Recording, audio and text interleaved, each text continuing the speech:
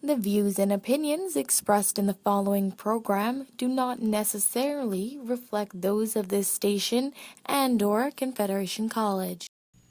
Alrighty, welcome to Spirit Canoe. My name is Bob Goujon. Talking about various things. We've had law professors on the show. We've had some healers and different folks. So it's, I've been sort of hoping we could get some connection with Fort William First Nation. So it's nice to have the two of you on the program. I guess there's 1,000 places we could start. Well, maybe just your personal story to start with there. Were you running around in Fort William First Nation as a 10-year-old saying, I got to be chief someday. I got to do some things around here.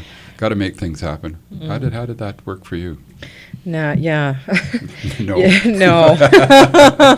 no. I think at 10 years old, I was jumping across ditches and playing in the bush. But, I think what happened is it's one of those typical cases of life just got in the way. And this is what happened as a result, right? So, growing up, I grew up with my grandmother, Elizabeth. She raised both my brother and I from the time we were babies. And, I had a lot of difficulties growing up. A lot of challenges, especially being without parents and then having, troubles academically in school, had a whole slew of issues. And I think, I left home very early as well. I left home when I was 16. So when I left, I had this idea and this thought that I was never going to come back. I didn't want to come back. I wanted to leave, and that was it. And when you left, where did you go? I moved out. I moved out of my house, and Okay. that was it. And But the point of that, stayed in the city. But Okay. the point of that was I moved off the reserve, Right. and I thought, you know what, I want to try something different somewhere else. And I honestly thought I would never be back. And I took a lot of my childhood traumas and hardships, and I think kind of internalized them a little bit. And as a result, I left. But years later, I decided to go back and get my education. And so I went back to get my grade 12 after I had my two children. And, I think it was around that time when I got my grade 12 and got my education, I then pursued college, right? I thought, I've got to go do my post-secondary now. And, again, I was applying to college for something completely different. And but I took Aboriginal law as a secondary course, and it happened to come open when school started. And it was from that moment on when I went into college and got through the AB law program that my worldview had completely opened, that my worldview had completely changed, that my understanding of life as a First Nation person was completely different than that of what I grew up with. Right. So Can you elaborate on that a little bit, just what the change was? Well, again, growing up in your community, you grow up around your family, you grow up around different community dynamics, but you don't really know the history Right. and why you're there. Mm-hmm. When Which you is probably look at true for 99.9% of us, right? absolutely. Right. We're all in that kind of You're boat. just kind of there, and you just kind of exist. And I mean, growing up, you don't know why you live on a reserve. You really don't think about it. And coming back to school and obtaining my education, slowly learning the history, and kind of having to go back a couple hundred years to figure out, okay, this is where we came from. Here's what went on in that period of time, and here we are now. It really puts things into perspective, and you realize, holy cow, we're really resilient, first of all. Mhm. Second of all, we've been oppressed, and now I need to go back home Right. and try and figure out what I can do to help. And so I did. I started going back home, and I started volunteering in my community. I always had this interest in governance, First Nation governance and governing models in our communities, and self-sufficiency, and really starting at that grassroots level. In my case at the time was working with young people and getting them to try and engage and, being contributing members of not only their community but of society. And so, it was just through initiatives like that, doing governance for Fort William First Nation, really connecting back with my elders, which I've always been connected with because I was raised by my grandma. So I was lucky and fortunate to have that immediate connection, family tie to those community elders. But again, coming back to listen from a different perspective. So you're listening to the stories with a now little now broader, it was different. right. Now a much broader perspective on life, and and a greater appreciation. Now, for do you who think we are. your story, on the one hand, is probably not unique in certain respects? I mean, a lot of people who at least had that same starting point. For sure. But do you think there is just as you've gone through that sort of a process, do you think the community and not even just the First Nation community, but Thunder Bay and region, are we going through a collective process not dissimilar? Or what do you think? No, I think we are. I think we are, and I think we're starting to see a resurgence, so to speak, and it is really starting at that grassroots level. And I mean, I know everybody uses the term grassroots to the point where we start to wonder if it's losing value. But really it's not. I mean, the grassroots people are the everyday people who are starting to talk in the language of yes, I can, as opposed to no, I can't, and they'll do it for me. Right. So these people are starting to come up, and they're starting to want to do more and wanting to learn more and wanting to share and teach more. And they're more open about their ideologies, about their views, their perspectives, and more willing to share. It hasn't always been that way. And I think I think it's across the map. I think it's happening everywhere, whether it be in First Nation communities or whether it be in, municipalities, the region, or collectively in the country. It's happening everywhere. And I think we're seeing Well, I that. think it's happening here more than, say, in the big centers. Like, I don't get I lived for 30 years in Ottawa. Right, for sure. Yeah. So I don't think they're having that conversation. Well, and again, By all means, if you think that's otherwise, but I didn't sense people were down there. I don't think First Nations really, and they're still. I guess my sense, and I never lived in Toronto, but I suspect you hear the media coming out of, and they're still living in what I would call the colonial immigrant story, right? The First Nations don't center in the world of Ottawa or Toronto or Calgary, I suspect, but very much so here. It's daily life for everybody here, right? Yeah. And so which I think makes us kind of important to the understanding the story. In other words, we don't just have a regional role. I think we have a national role because we're at the center of something that, as I say, is transforming and getting us back, in a sense, to where we came from. I don't know that. Well, it might not be as apparent, though, in the bigger cities, right? Because, well, after all, they are bigger. I mean, Right. you come here in Thunder Bay, and it's also geographically where we located. I mean, Toronto and Ottawa, they're surrounded by First Nations, but they're not necessarily surrounded by First Nations, right? They're bigger centers. Sure. You come here They're to not living Thunder in Bay. that story. I Well, guess no, they're that's not. how I and, would put it. Yeah, and definitely, I think, different socio-economic impacts and differences over there. But you come here to, the northwestern Ontario, and especially in Thunder Bay and Fort William First Nation, who are surrounded by 3 surrounding treaty territories, immediate treaties, right? And you have, thousands and thousands of First Nation members that are coming from all areas and all treaty territories into the center hub, which is what we know as Thunder Bay, right? So of course this, the First Nations story and people living together in this urban center is going to be a lot more concentrated because it is concentrated. Well, and I think the It's right solution to, for want of a better way of putting it, building out our way out of the colonial story.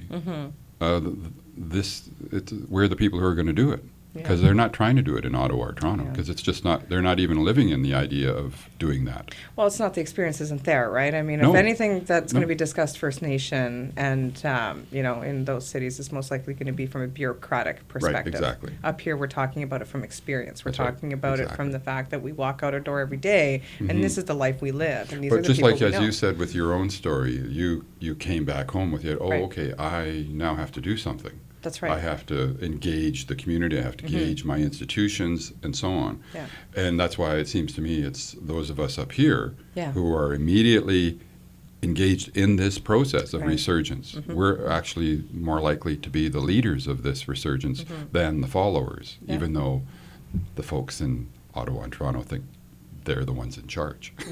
Well, I mean, 'Cause they're that's the colonial story. It absolutely is, and I mean, I guess they're granted that, that, so to speak, fake power that people seem to think they have, but Right. really they don't. It's us, it's you, it's me, it's you, it's all of us that, kind of operate at our level, that kind of guide Well, that. I'd like to go back to where you were saying that you started engaging in trying to understand First Nations forms of governance and such. And so what are some of the keys? I know you're working, started looking at the website and so I get Christie's newsletter. So obviously what you're working on trying to, well, I guess, recreate. I mean, there's an interesting blend of both going back to what was in the past, but at the same time, it's not there whole for us to go back and retrieve, so to speak, I guess. We have to kind of recreate in the present. And that's what I read some of the material you're publishing, that seems to be what you're talking about, is connecting with traditions, but for a contemporary circumstance. And that's where the creative part, I presume, is. So for you, what are some of the key elements of that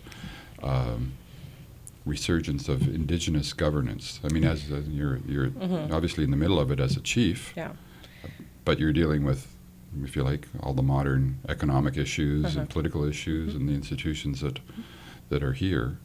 Well, and you're absolutely right. And I mean, while dealing with, today's contemporary systems and life as we know it, and, what's in place now, I mean, there is still some merit in going back to the past and understanding where you come from in order to continue to move forward in the direction you want to go without compromising those traditional values and those long lost stories that we thought were lost but are actually there. And one thing about governance, we've always practiced it. We practice it today.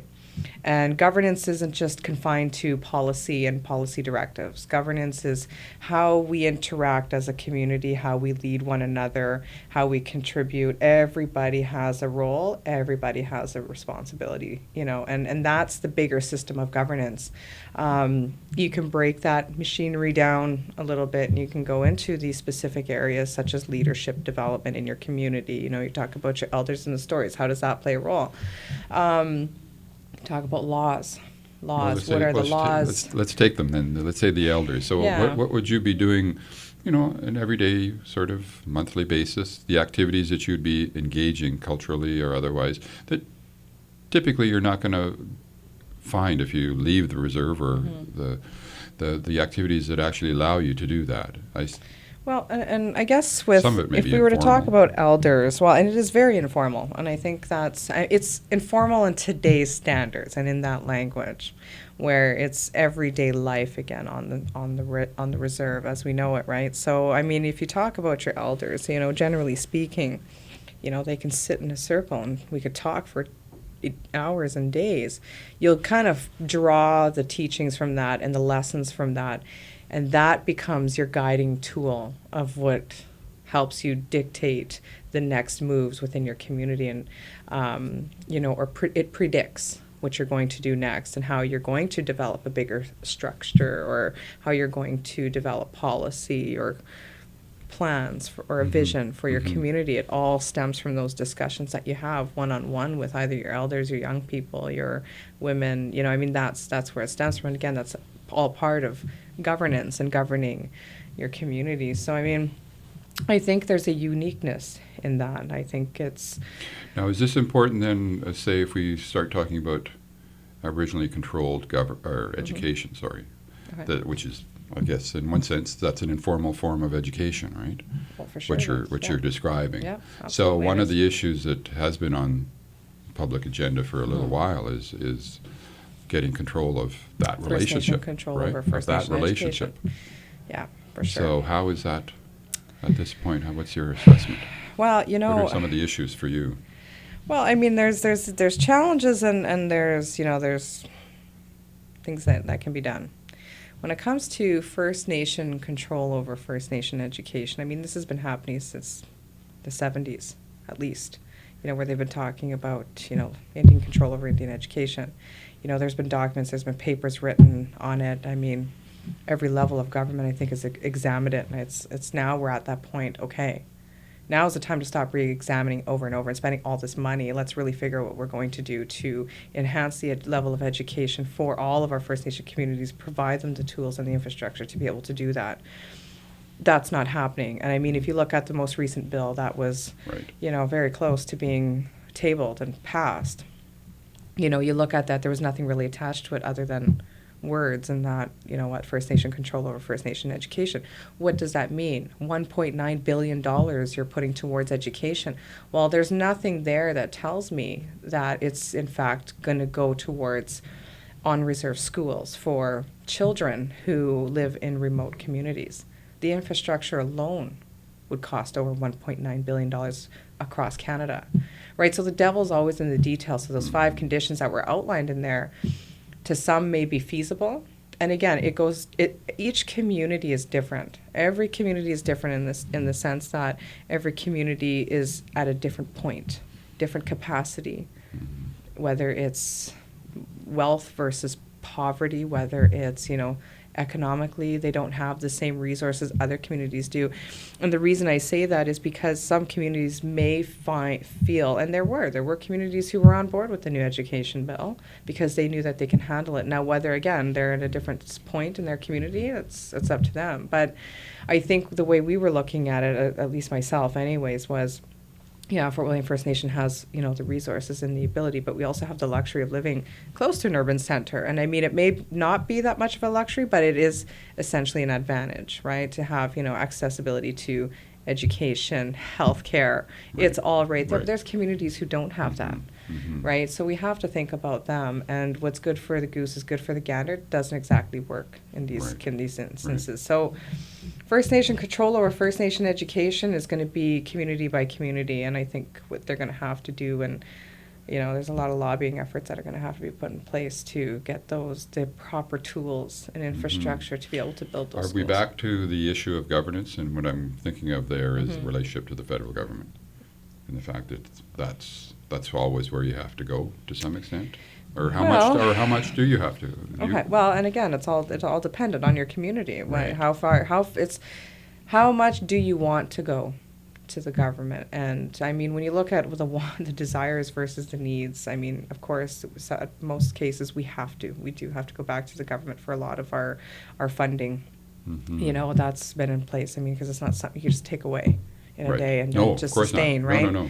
So, and I guess the governance piece kind of comes when you start to build on the sustainability piece of your community and what you're going to put in place to be self-sufficient and self-sustaining. That kind of, again, which of course predicts whether you're going to be able to take less support from the government or more.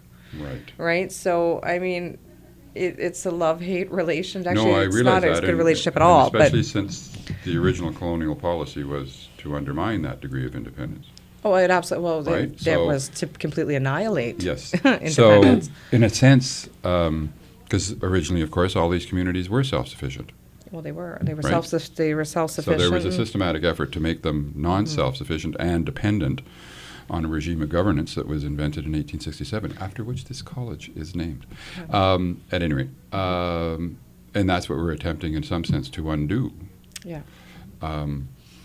It's not going to be an easy process either, right? I mean, it's going to take just as many years. I remember hearing that, from elders. They'd say it'll take just as many years to get out as it did to get in, right? So there you go. But roughly speaking, it's a long time. Yes, yeah. Right, and it's a lot of work, and to decolonize your thought processes. Yes, yeah. Well, this does seem to be the first step, as you were describing in your personal story, right? Yeah. That you kind of decolonized your self-perception, and suddenly you had a project. Absolutely, and it was a very hard time, because what had happened, and this is why, I firmly and strongly believe that the youngest child should start learning right from the time they're small about who they are and where they come from, regardless of what race you are. But for the sake of this conversation, for First Nation children, and regular everyday children should begin at an early age to start learning about the history in Canada and the history of First Nation people. Because what's happening to a certain extent is you're not learning this until you get into college and university. Well, and that's even just starting now. I know. Because we're just getting, as we've discussed in this program with other folks a few times, we're just getting Aboriginal learning objectives in our curriculum now. Well, and so you take a whole life up to the age of 18 to 25, right? Before they come into college and university. You've lost an entire generation right there where they could have learned. So they come into post-secondary, and it's almost like culture shock, information overload, and you're emotionally. talking to the guy who's doing that to those poor kids. Well, and you know what, I went through it. I mean, Yeah. I did. Even as a First Nation person who grew up on the res, I had a what you may consider a typical First Nation story for myself.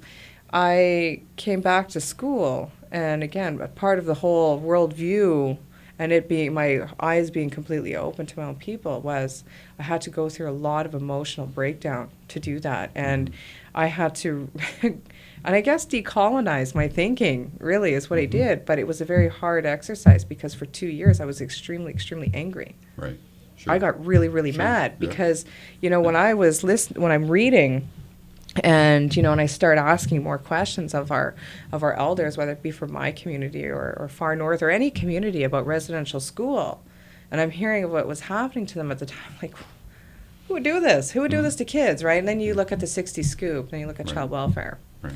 And, I just, for a good 2 years, I was very angry at the world. And I was, and I projected that outwards. I wanted nothing to do with anybody. I wanted to just coop myself up, in my community and just put up the bars and say, everybody stay out. That's how mad I was. And then I had to kind of slowly start coming back because I had to realize, okay, wait a minute, you know what? That's not necessarily the best approach either. I think I need to be a little bit more open-minded and start really understanding, that there's a purpose for everybody. And with the First Nation history and the non-First Nation history and where Canada was found and how we all have grown, and fostered this, this country, I was like, okay, you know what, I think I need to maybe open my eyes up a little bit more. And I slowly started coming back to the middle. Right. Slowly started coming back. And, while still maintaining the teachings and the traditions that I follow and still practice to this day, I still had to kind of go and explore a little bit more and start to understand the actual relationship between First Nation people and our country. Well, and I guess that's our story right here, right? We're the carriers of that story. As I say, Sure. they're not doing it in Ottawa and Toronto. Yeah. That's why I just think Right here. we're the bearers of this really important, truthful story about where the country came from. And it has to be talked about. Yeah, and it does need to be in the schools, and it's unfortunate Yeah. that as you've described it, and I see students are showing up at colleges and they don't know Well, they just anything. don't know. And But of course, that's the colonial education system that they were Yeah. introduced to. for sure. It And had colonial objectives. yeah, and then we're just now starting to try break down these barriers. And I'm thinking, oh my goodness, you know what? You could have been doing that for the last 18 to 20 years. You could have started off in JK teaching children just basic teachings about Aboriginal people in Canada so that when they reach post-secondary, we know this stuff. Right. Now I want to Well, help now. That's Well, what it should right. be. Well, and as I like to say when I visited out at the old fort, right, 1815, and everybody at that point in time would have been fluent. Yeah, for sure. Everybody would have been fluent in Ojibwe, would have been fluent in Aboriginal culture. Yeah. That's where we came from. It was you would have been just like breathing, because it was right. So that got kind of removed over the next What did? 150 years. So But that was the goal. yes, exactly. So it's going to take, I guess, something of a conscious effort to undo what was consciously produced, which is kind of where we're at. But there does seem to be, as I say, just someone who's been associated with the college and the university over the last few years, there does seem to be much, because I was in Ottawa for 30 years and I was sort of surprised to come back and in the midst of, because I just sort of sat in my cafe and I was kind of a little like you, even though I'm not a First Nations person, although I have some of that shared background, getting angry in the imperialist capital. I was in daily hand-to-hand combat with the imperialists, as I would, because they're just not living in this story. And so I'm in a sort of different route, I guess, thinking about Nanabiju out there snoozing in the harbor and thinking, oh, man, I think it's time to go back home. And fight the fight from here rather than exhausting myself down there. Oh, exactly. You know, it's the best thing I ever did. You know, it's the best thing I ever did was come back home. But I guess I was getting at is when I came back, I was actually a bit surprised to see that things were evolving on their own. Well, exactly. They weren't waiting for me. So Well, to speak. yeah. Well, you know what? That's what happened, and that's why I started. You know, when I started out, you know, life just happens. That's right, And yeah. it just gets in the way sometimes of what you think and what you think you're predestined to do. And Right. you know, when I look at, you know, even the short time that I've been on this earth, I've seen changes myself. Mhm. I've seen changes in the last 10 years. Which is kind of interesting to wonder about. There were prophecies, of course, Yeah, of course. and the changes that started happening. It's around it's been a progressive, but 50s and 60s, and you sort of wonder, well, you sort of think, well, geez, colonial society was at its strongest. Why is it starting to crack? You know, where's the energy for the resurgence coming from? And because on the one hand, we have this global technological society that seems to be wanting to go in a different direction, right? And yet, at the same time, there's this kind of crack. There's cracks are showing up, and indigenous culture is kind of resurging, and it seems to be part of the cracks in the great project of industrialization and technology and whatever that was all going. And so it's I'm not sure I have the answer or anything, but it seems like an interesting set of processes when that project, the technological project, was seeming to be at its strongest. That's when the resurgence begins to take place. Well, you can only suppress something or somebody so much, right? And I mean, that's true. When there were laws and legislation and anti-Indian policy that was in place right from the 1800s, really. Right, yeah.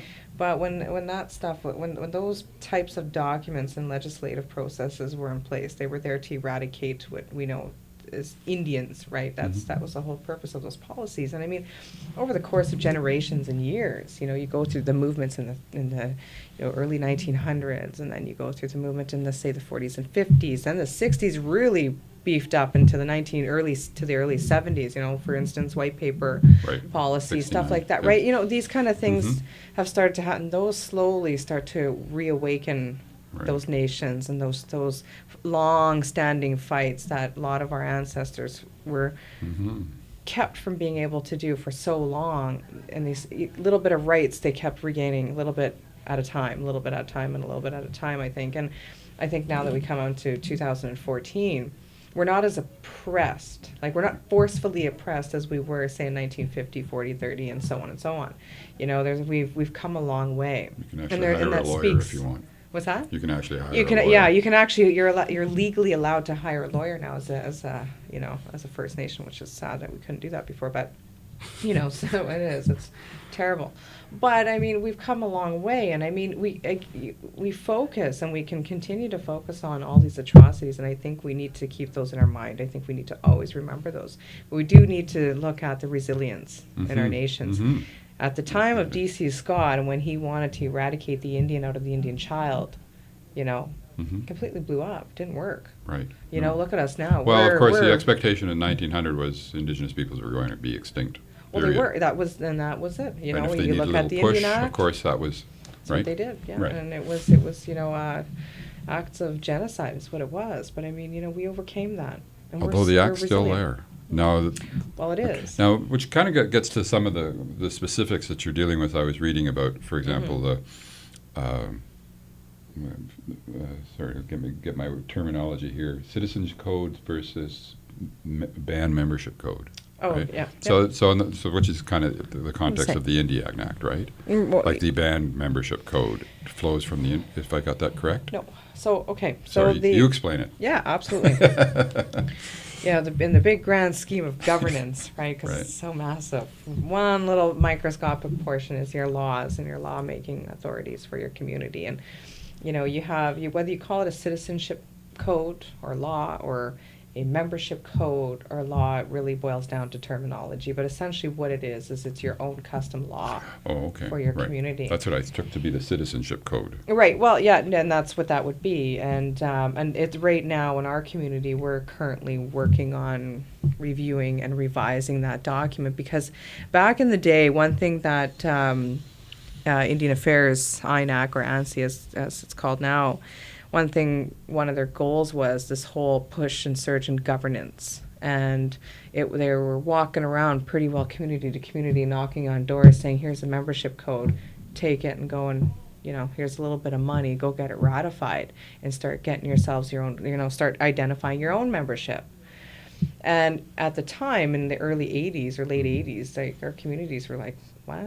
You look after our memberships. Last time we said you look after this stuff, right? And that was for most communities. Mm-hmm. Now we knew we had the ability to, traditionally adopt and identify our own members, but as we knew it, we were still Indian Act bands. And Well, maybe just because I'm not sure everybody would understand that the Right. band council system was basically a product of the Indian Act. Is that it is correct? a direct product Right. of the Indian So Act. that's not a traditional form of governance. No. It was basically a Canadian federal government imposed system of governance on reserves. Absolutely, it was, and it was in place. And to this day, anybody can run for chief. And when I tell people that, they're like, "Well, that means I can." I'm like, "As a matter of fact, you can."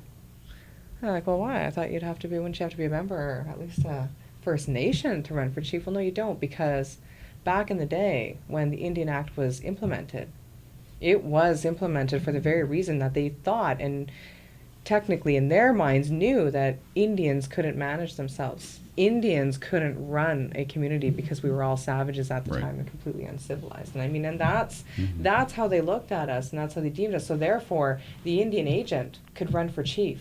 Oh, They could be your community leader. did that actually happen? Yes, Oh, okay. absolutely. In Yeah. some communities it did. So these are, and that's going way, way back. Mhm, But I mhm. mean, people all need to understand That's that yeah, exactly. the context and why that would be the way it is. So Well, people don't, I think, generally understand that the band council system. The average Canadian doesn't understand that that's a Canadian government creature. It is, and it's a direct product of the Indian Act. Now, I mean, maybe there are similarities in how we governed ourselves and led ourselves, going way back before the Indian Act, but it's not our model. No, so I guess one of the things that's going on now then is what you're in the process of trying to develop is an alternative form of self-governance. That's right, and it's piece by piece. And Mhm. you know what? Aside from trying to look at a constitution, which we know is the end goal, we're looking at again the membership codes because we believe that we should be able to identify who our members are. Like, nobody Duh. else should be able to tell you who I your guess members are. my every answer is Right? Homer Simpson. Duh. Yeah, well, and we have our own Yeah. customs and codes that have been in Yeah. place since time immemorial. I mean, it's Right. not something new, and we're Mhm. now taking this and saying, look, you know what, we will be the ones to decide and be self-determining. That's Mhm. self-determination, and nobody's going to take that from us. We can do that ourselves. Right, but I gather, is there some pushback from the feds? No, Oh, okay. not really. No, there Okay. isn't. And again, like if you think of it from the feds' perspective, I'm sure they're just like, any way we can do this, Right, yes. have it, take it. And Right. when it comes to band membership, for instance, I mean, you're now starting to determine who your members are, and the federal government is therefore only responsible for the registered status Indians, not members. Right? Mhm. There's a difference. So. Right, and there was some discussion, and again, I took some materials from the website about that there's various criteria you're looking at for being a member, Right. which is not strictly the kind of the racial-based ones. No. So, and for example, adoption was a relatively standard traditional form of, Of course. if you like, First Nation citizenship. Well, it is, and I mean, Mhm. traditional adoption has been happening forever. I mean, I was traditionally adopted, and I mean, eventually my grandmother, gained guardianship of us. But really, that's a traditional adoption right there, right? And my understanding is when the fur traders first arrived, that was one of the standard practices. Is well, you take a couple of our kids, and we'll take a couple of your Mhm. kids, and You just- we'll come back in 5-10 years, and you'll have people who understand us, and we'll have people who understand you, and Right. That was, in other words, that's that creation of relationship. Yeah. Well, and I mean, and again, it's a community taking care of its own too, right? You know, you might have a mom, a dad, a parent who can't look after their own. So you're not going to toss your children out to the wolves, or you're not going to, you know, if your first reaction should never be to dismiss your kids. That's not how we are as humans. You know, Right. it's somebody will pick up the responsibility and we'll help one of those kids. We've all done it. I've done it. You know, our families do it, and they do it with such ease. I mean, and again, that's almost a uniqueness, I think, in our small communities. Right.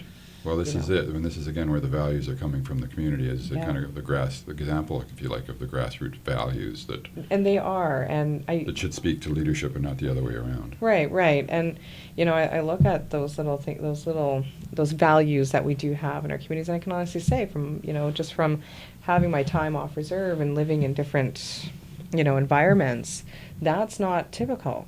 And where you come home, I mean, you look around and kids can be running everywhere, and somebody will pick up, even if that person has a hard enough time taking care of themselves, they still have taken the community children. And, I think that builds and fosters stronger growth in your community and healthier communities as well, right? Which is, you want to talk a little bit maybe about the child welfare piece, and it's another thing Fort William's doing. We're now looking at a model to take care of our own kids, because I don't need another a 60s CAS. school. Right. I don't need a massive agency to come in and tell me how to raise my children. I can do that on my own. I don't need some agency to come in and kind of dictate to me what my child can and cannot have and what love is going to look like, because that's not, I can do that myself. So, I mean, again, that's something Fort William is looking at as well, is trying to figure out a model of care, or not model of care, but customary care. Customary care. Through our First Nation, we actually started on that two years ago or so, and we've really been going through with it in the last little while and really trying to make it work, because we don't want any more children going to court. We don't want to lose any more children to the system. We want to keep them at home. This is out of the blue, but there's Fort William or Old Fort William, the fort. Right. I've often wondered, we kind of need an interpretive center at Old Fort William, right there on the shore. In fact, I've mentioned it on the show a couple of weeks ago, but I've been bothering Brenda for years about classroom in a canoe. We need to have a classroom in a canoe. In fact, I taught the history of Aboriginal Canadian relations a couple of years ago, and a lot of the students were Aboriginal. And I said, what do you think of the idea we do? And the hands shot up, and because as soon as you're in the canoe and on the water, you're immersed in a certain culture. So we get canoes, we go out. McIntyre is just 100 feet away. We scoot out towards Fort William First Nation, and we head off to Kekabeka or something, stop at the fort and do a little history tour. Yeah. No? We should. No, and it's funny you said that, because we have thought of that. And yeah, I think because this would be a good We public where you're basically telling your own story. I mean, as much as the fort is taking us back 200 but that's years. not our story. No, I know. Yeah, And that's why I mention it. Yeah. Because I sat down. I don't know if you know Audrey, who's Sweetgrass, who's there at the. Yeah. I remember going up there and chatting with her a few times, and we would mull over, and she would say, "Yeah, one day I'd like to have my own interpretive center." Well, and we should, and we should be the ones to be telling our own story, Absolutely, right? Because I absolutely. mean, we weren't exactly always the outsiders living on outside of the fort, like little beggars. And no, I know. Well, this is it. This is exactly. It was the point. more of a community, I think, Yeah. back in the fur trade days, and Well, this is it. It's getting was back to harmony. the true story. yeah, exactly. And that's what's Yeah. I think why people don't have confidence in it is they don't understand that that's actually the true story. Yeah. Well, absolutely, and again, I mean, the old fort does definitely have qualities. I mean, they have done a fine job really depicting the story. They really have, and Well, I guess my only but quarrel. if we can sorry. connect, Yeah, my that. quarrel with the fort is it's run like a museum. Bunch Well, of it objects. is, yeah. The one thing you never see actually happening, fur trading. yeah, yeah, that's You true. don't see Indigenous peoples coming Yeah, in yeah. and doing. Anyways. Yeah, But, but I mean, having said that, we've never thought, mind. yeah, absolutely, and we've thought about it, and we are actually working towards that at Fort William. We do want to revitalize the old reserve grounds and where we used to gather, because Fort William was always an economic hub We're just now starting to get back into that, mode of prosperity and success for the community. But you look back in the early 1900s and that land was expropriated and every dog, Right. Well, rat, cat, and grandmother was I scraped don't- off. You have the story on the website Yeah. a bit, which I don't know if everybody appreciates that the reserve, the Robinson Superior Reserve, was actually from the Pigeon River to the Cam to Kekabeka. Is that correct? Yeah, right. That's Fort the William original. Reserve, yeah. Yeah. For And sure. it's gotten considerably smaller. Well, I mean, it has, right, through various expropriations. And I mean, you can thank the Crown and Canada for that, for doing that. But, again, we were an economic hub then, and that was right along the river, and kind of getting back to the interpretive center. That's Right. where we did most of our trading, and that's what kept us connected, and that's what kept us strong and vibrant at the time. Right. Well, we and I should think be that's talking about that. yeah. And I think the interpretive center would be a good basis Absolutely. for sharing the story Yeah, right with where it everybody, used to be. right? We all Absolutely. come And it and- should connect, have your portage, have canoeing coming in. Come in, look at the interpretive center. You have your First Nation people that are there to show you cultural Absolutely. ways and talk about the stories without exploiting it so much, but Right. really showing you and having a real dynamic, meaningful experience when you right. come into the community. Yeah, absolutely. Yeah, something that actually represents us. Yes. Yeah. Yeah. I'll come. Okay. I'll yeah. Well, my there you go. My You'll be- canoe is almost Yeah. ready to roar. And Right. Yeah. Okay. So we'll have to work on that. We do. Trying to think what we should talk about next. Well, maybe we could talk a little bit about what we've done to communicate. Sure. I think. You know Christy. what? 'Cause Yeah, we have. Christy's been sitting listening. we have. Educating. She's been doing the listening half of communicating. Yeah. What's the communicational strategy or project or?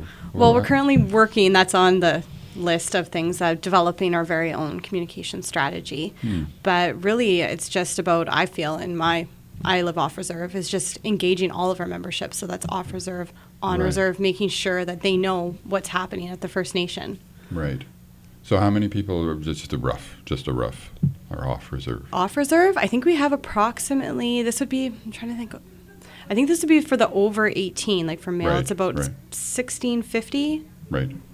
So now Or no, wait. in one of the documents, No, you were wait, no, saying no. you'd like to kind of be the regional hub for the Anishinaabe people. Is that Anishinaabe? So we're talking. So that's really. Are we saying northwestern Ontario? What's Yeah. what's For just sure. in terms? I guess one of the things that I don't know if people appreciate is what the traditional territory is. Like I was referring to the Robinson Superior as the Pigeon River, Cam, Kekabeka, but that's not the traditional Oh, territory. no. Traditional Robinson terri- Superior is a lot bigger than Yeah, that. yeah, no, That's the that's- treaty. Yes, no, that's what I'm getting at. So I the don't- traditional territory, territory. of Fort William, though, yeah. For Right. Sure. So, because in a sense that, well, I guess one of the things that I've always wondered about, I mean, Constitution of 1982 says that Aboriginal and treaty rights are hereby acknowledged and recognized and affirmed. Yeah. The treaties often refer to traditional territory. And then, so I sort of assume traditional territories, even from that perspective, has Yeah. some kind of legal status. So, You know what? There is a difference, and it's a little bit difficult. But I Sure. mean, you have the treaty territory. Those boundaries are specifically outlined, right, through the various treaties in Canada and the agreements. So those maps, those are entrenched, with the Crown, with Canada.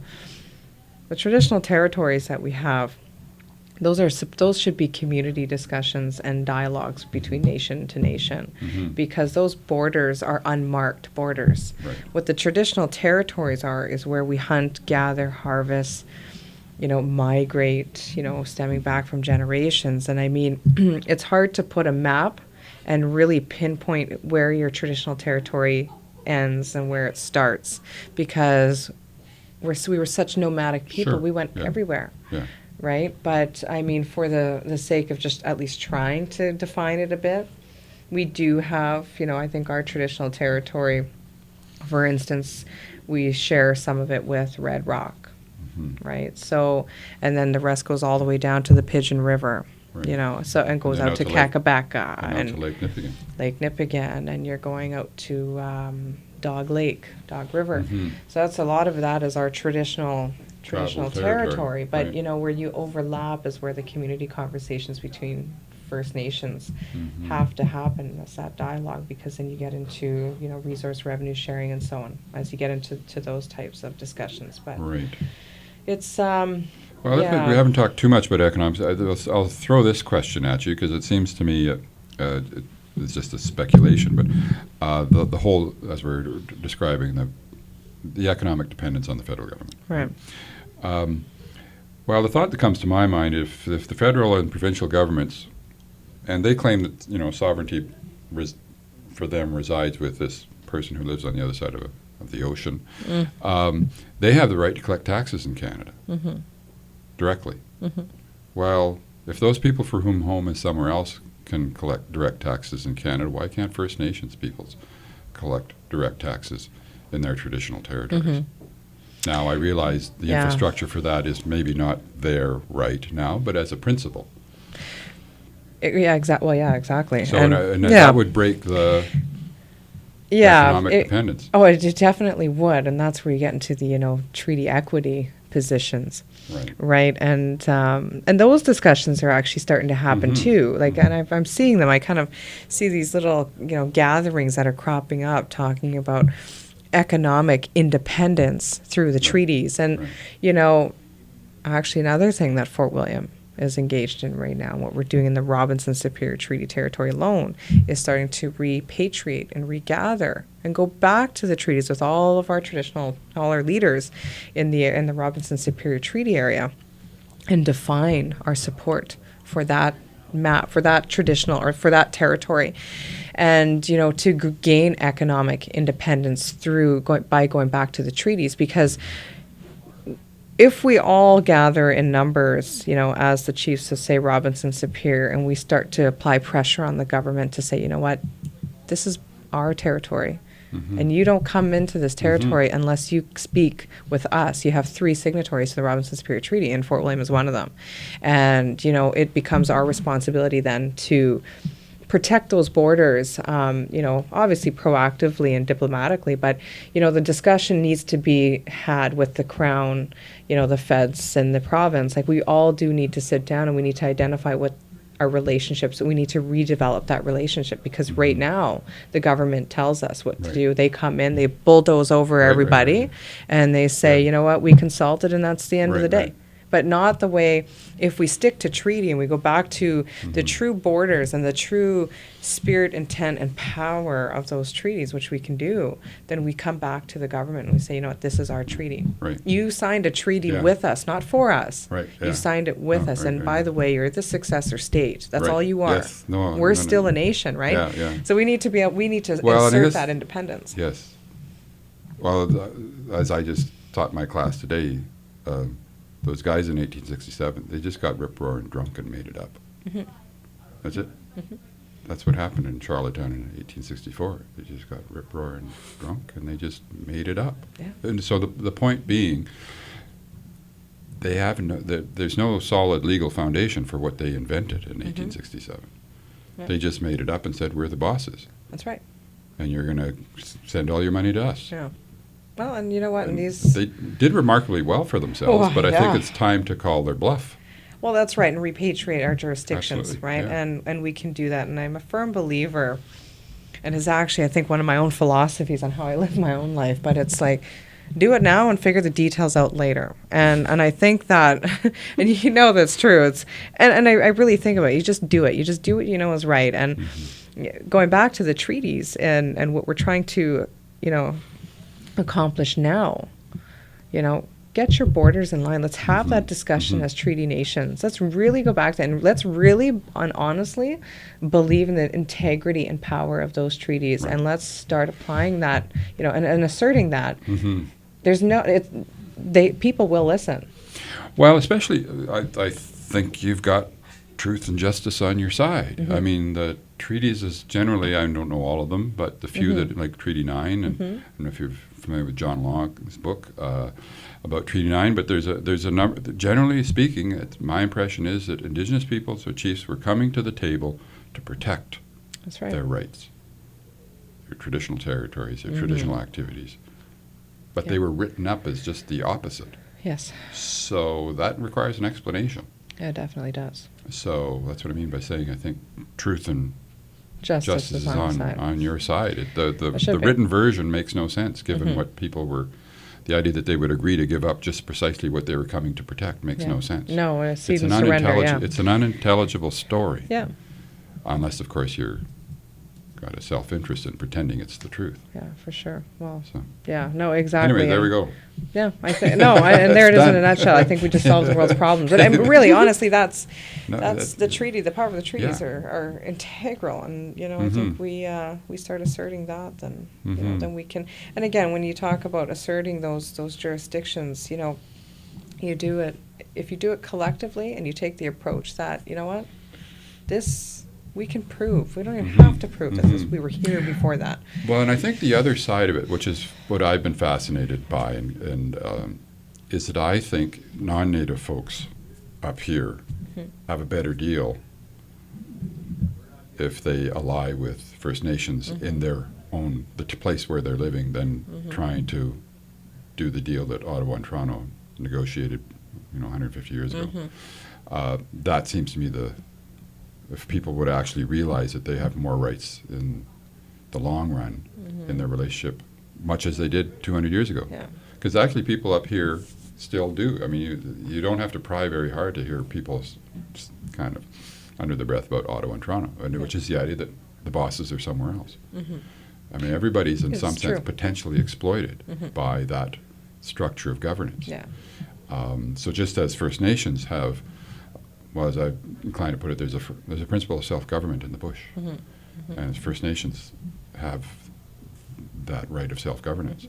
We do. That could be the animating principle for all the peoples in the bush Right. who aren't just First Nations. That's right. But people have to see that.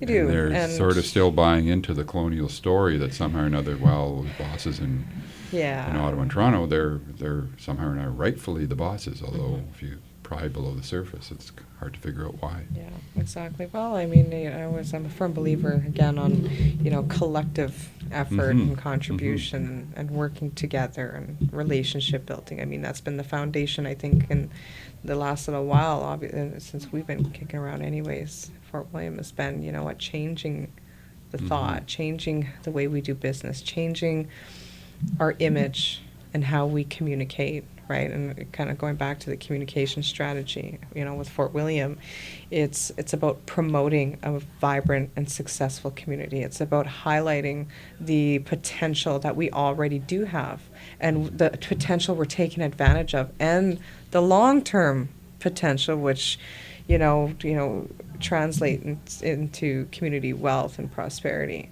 and self-sustainability.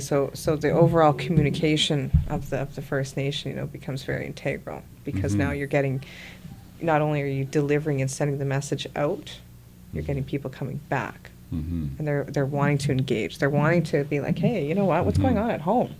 Right. I knew it came from somewhere, but now I'm seeing it. I'm hearing it. I'm watching it, and I'm watching my community grow before my eyes. I want to go back there and I want to give back, and that's, I think, what becomes so valuable in what we do at home and when we communicate. Because again, it's more than just sending out messages and blasts. Right. Well, I tend to. I like the idea of the notion that we all live in a story, right? Which is kind of what we were talking about, and you were talking about how had your little revelation of which we all do to some extent, I suspect, and realize that there's a real live, vibrant story here, Right. and it's well worth because and that's really the effect of the colonial story on everybody up here is that this is the second best place to live in, right? That the big centers are where life is really happening, and we're kind of the hicks out in the bush, right?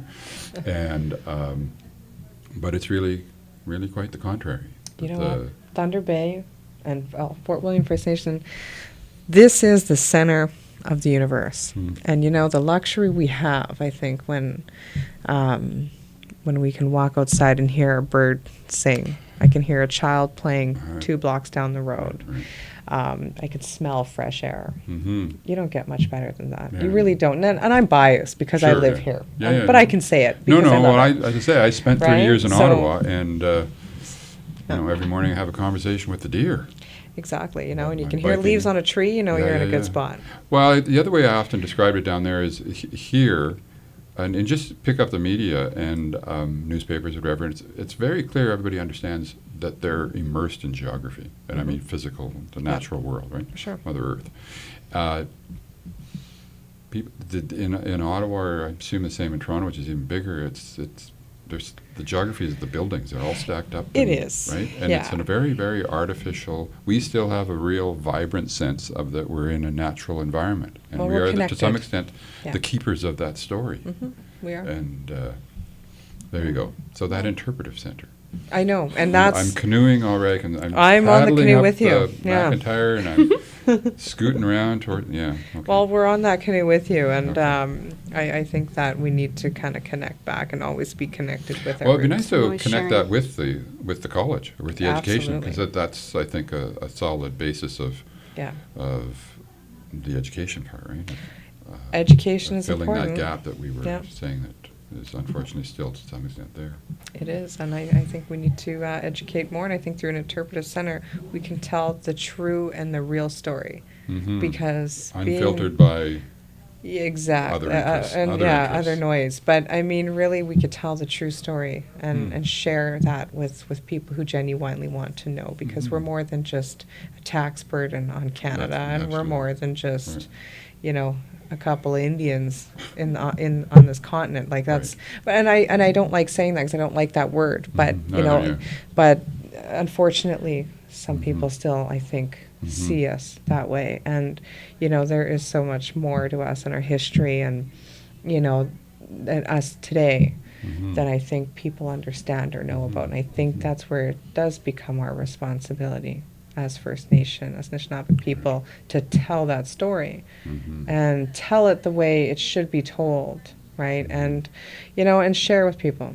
You know, it might be our story, but it's not our story to keep. We have to Mhm. pass it on. Mhm. And I think if more of us gather together to do that, then you know, you might get a broader message out there to the general Mhm. society that this is who Well, we this are. maybe just finish up. We just have a couple of minutes left, but I've often wondered whether or not, you know, especially people up here, have absorbed Indigenous culture without realizing it. In other words, absolutely. that our values are Mhm. deeply, deeply rooted in the Yep. Indigenous values, and we just don't know where they came from. Because you take Our- them for granted, though. Yes, You, the you sharing, take advantage the of that. kind It's of there. being worried about the other guy, and all that sort of stuff. I mean, the fact that social services are so. I mean, I just this tiny little story. I was a couple of years ago. I was sitting in the hall, and they were recruiting. I think it was high school students were coming in, Okay. and they were walking around. I guess they were surveying the college, and they were being led by somebody with a card, and the card said what department or section they were in. And so the card with business comes around the corner, and you know there's 10 people. Card with social services. There was like 60, 70 kids then, right? I think, yeah, that's right. Community service, that's right. In other words, it's, you know, I guess in other words, what I'm getting at is there's a sense of community values, and that's what I Right. interpreted in that, the fact that people were just, oh, okay, yeah, we're going to participate in helping the community. That's what I want to do. I don't have to get rich on, or whatever. Exactly. You know, you're. Where if it was somewhere, one of those big centers, it would be the opposite. Well, it's very hustle much. bustle too, right? Right. In those big centers, I mean, you kind of live to work instead of work Mhm. to live, right? Mhm. And Mhm. you know, I mean, there's that whole notion of thrive versus survive, and I think we thrive quite well up here, Mhm. especially in the Mhm. far north. You know, I think we're a thriving region. You know, and I think we just need to keep building on that. But I guess in order to be able to thrive, you have to invest. Mhm. You have to invest in your own. You have to invest in yourself. You have to invest Right. in your social, which is a big part of it. So, yeah. Well, we're pretty much out of time, Mhm. and we didn't talk about the bridge. The Sorry. bird- Yeah. Stay that's tuned. right. Stay tuned. Yeah. Stay tuned on that Sorry, one. That's the That'll have insult. to be another episode. All right. Well, that's a whole other hour episode. Yeah. We could talk about Okay. that. Yeah. All right. Well, thank you very, very much, Yeah. both of you, Christy King and Yeah. Georgianne Morso, Chief of First Nation. Thank Thank you you. for tuning in. Thank you for having us. Now my cell phone's ringing, and I'm so relieved. Got a place to rest, and room to breathe, and someone's waiting.